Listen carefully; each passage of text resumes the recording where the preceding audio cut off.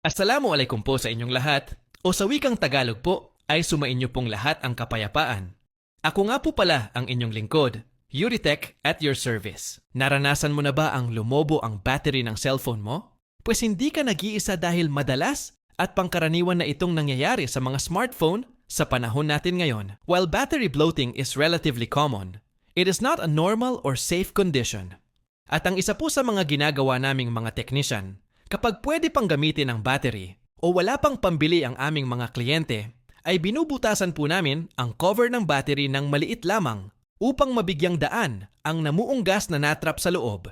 Matinding paalaala ko lang po na huwag pong basta-basta gagayahin ang ginagawa ko dito dahil very flammable po ang gas na natrap sa battery at milimeter lang ang pagitan ng cover at mismong battery na kapag natusok po natin ang battery ay millisecond lang at agad magliliyab ang buong baterya.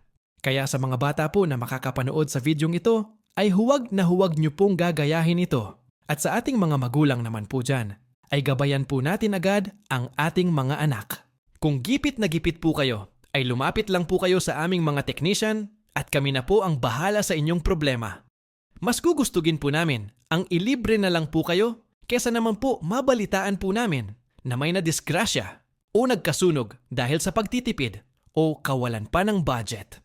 Huwag po kayong magtitiis sa inyong cellphone na bloated po ang baterya dahil baka ang pagtitiis po natin ay mauwi sa hindi magandang pangyayari. Walang technician po ang tatanggi sa inyo tulad ng mga driver sa jeep na hindi nagpapabayad kapag alam nilang kapos ang kanilang pasahero. Kaya saludo po sa mga driver at technician na dala lagi ang kanilang mga puso sa kanilang mga trabaho.